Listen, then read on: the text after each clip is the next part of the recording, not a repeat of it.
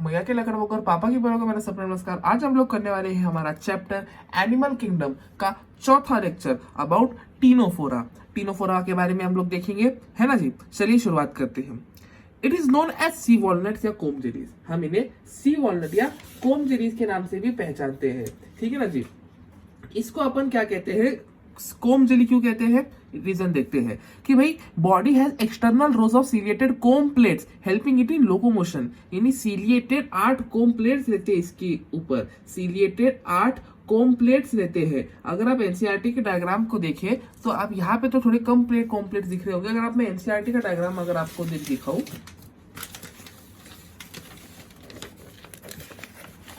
हाँ मैं आपको एनसीईआरटी का डायग्राम दिखाऊं तो आप 1 2 यहाँ पे 1 2 3 4 5 6 7 8, तो आप देख सकते हैं रेडियली अरेंज आपके कॉम्प्लेट्स दिख रहे हैं आपको। 8 कॉम्प्लेट्स है टोटल। आपको पूछा जा सकता है कि टीनोफोरा में कितने कॉम्प्लेट्स रहते हैं, तो पूरे 8 कॉम्प्लेट रहते हैं, सीरिएटेड कॉम्प्लेट रहती है जिसको लोकोमोशन में सहायता करते हैं। इसीलिए हम इसको कोम जेलीज के नाम से जानते हैं, इसीलिए हम इसे कोम जेलीज के नाम से जानते हैं। ये बायोल्यूमिनेसेंस दिखाते हैं। बायोल्यूमिनेसेंस क्या चीज रहती है, बायोल्यूमिनेसेंस ये एक ऐसी चीज रहती है जिसमें भैया अपन को एक जो ऑर्गेनिज्म रहता है वो अपने आप से एक अपने अंदर से रोशनी पैदा कर सकता है। शब्द को देखिए, बायोल्यूमिनेसेंस। बायो यानी बायोलॉजिकली, वो आप बायोलॉजिकली, और ल्यूमिनेसेंस यानी रोशनी, यानी बायोलॉजिकली जो रोशनी वो पैदा कर सकता है उस प्रॉपर्टी को बायोल्यूमिनेसेंस कह सकते हैं। इसलिए उस जो टीनोफोरा रहता है उसमें बायोल्यूमिनेसेंस वेल ऑब्जर्व रहता है, यानी बायोल्यूमिनेसेंस उसका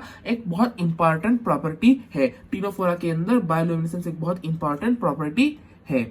sexes are not separate, sexes are not separate यानी ये एक हर्माफ्रोडाइट होना चाहिए। अगर सेक्सेस सेपरेट नहीं रहते तो जाहिर सी बात है ये एक हर्माफ्रोडाइट रहना चाहिए, क्योंकि जब सेक्सेस सेपरेट नहीं रहते तो एक ही बॉडी के अंदर आपके टेस्टिस और ओवरीज रहती है, ठीक है ना जी। एक ही बॉडी के अंदर टेस्टिस और ओवरीज रहती है, तो टेस्टिस और ओवरीज रहती है, उसको अपन एक हर्माफ्रोडाइट कहते हैं। उसमें सेक्सेस सेपरेट रहते नहीं है।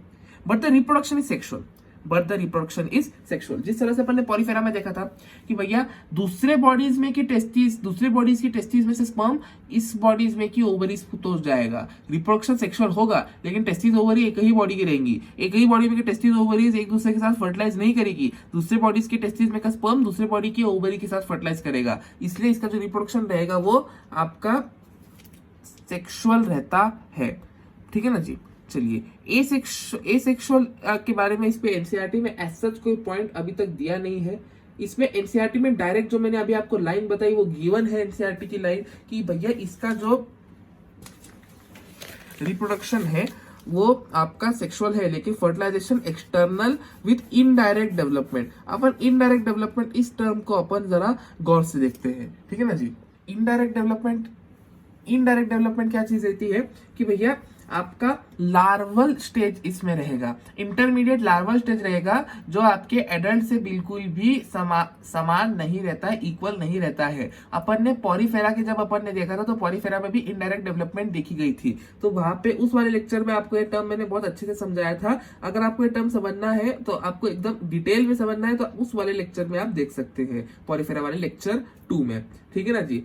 उसके बाद अपना ये कि भाई fertilisation is external, fertilisation is external. जब फर्टिलाइजेशन एक्सटर्नल, तो मैंने वही बताया कि जैसे फर्टिलाइजेशन एक्सटर्नल होना यानी ही कि भैया टेस्टिस, दूसरी की टेस्टिस से स्पर्म आएगा और दूसरी की ओवरी को फर्टिलाइज करेगा। खुद की टेस्टिस और ओवरी एक दूसरे को फर्टिलाइज नहीं करते हैं, भले ही ये हर्माफ्रोडाइट हो। इस तरह से पॉलीफेरा में भी इसी तरह से होता था, है ना जी। ये आपका एसिलोमेट है, सीलम का एब्सेंस है। टिश्यू लेवल ऑर्गेनाइजेशन है, सेल्स एक साथ एग्रीगेट करके टिश्यू लेवल ऑर्गेनाइजेशन बनाते हैं। जब सेल्स एक साथ एग्रीगेट कौन से, सेम फंक्शन वाले सेल्स होते हैं। इंट्रा और एक्स्ट्रा सेलुलर डाइजेशन दोनों है इसमें, इंट्रा और एक्स्ट्रा सेलुलर डाइजेशन दोनों है। इंट्रा सेलुलर डाइजेशन कब होता है कि इंट्रा सेलुलर डाइजेशन तब होता है कि भैया इसमें आपका जो सेल है, सेल का साइटोप्लाज्म में सीक्रेट करेगा, फूड ऑब्जॉर्व करेगा। लेकिन एक्स्ट्रा सेलुलर डाइजेशन कब, जब ऐसी एक नली में से आपका खाना जाएगा जिसमें सारे एंजाइम सिक्रीशन होगा, जिस तरह से अपने ह्यूमन बॉडी का डाइजेशन होता है। एक्सक्लूसिवली मरीन रहता है, फ्रेश वाटर में बिल्कुल भी नहीं पाया जाता है। एक्सक्लूसिवली मरीन रहना यानी मरीन वाटर यानी नमकीन खारे पानी में ही पाया जाता है। नॉन कोऑर्डिनेट रहता है विद इनडायरेक्ट डेवलपमेंट। ये रहते हैं टीनोफोरा के पॉइंट्स। एनसीईआरटी में डायग्राम जो है वो टीनोफोरा या आपके एग्जाम्पल जो ही इसका जो डायग्राम है ये प्लूरोब्रैकिया का डायग्राम है। एनसीईआरटी में जो डायग्राम गिवन है वह प्लूरोब्रैकिया का डायग्राम है। ठीक है ना जी। एग्जाम्पल की बात करूं तो एग्जाम्पल इसका रहेगा टीनोफोरा। टीनोफोरा के आपको शब्द में ही याद रखना कि टीनोफोरा का ये जो सीटी रहेगा ये टीनोप्लाना से याद रखना, और फोरा में का पी जो रहेगा वो प्लूरोब्रैकिया से याद रखना। टीनोप्लाना और प्लूरोब्रैकिया, टीनोप्लाना प्लूरोब्रैकिया दोनों के शब्द की स्टार्टिंग जो है आपके टीनोफोरा इस नाम में पाए जाते हैं। तो आप इस तरह से इसको याद रख सकते हैं। तो अपन ने आप इसके लेक्चर में अपन ने टीनोफोरा के बारे में देख लिया है। आशा करता हूँ आपको ये लेक्चर समझ आएगा। बड़ा ही छोटा लेक्चर था, 5-1 मिनट का ही लेक्चर होगा ये। ठीक है ना जी। अगले लेक्चर में हम लोग देखेंगे प्लेटीहेल्मिन्थेस के बारे में। ठीक है जी, चलिए, thank you very much for joining today's lecture.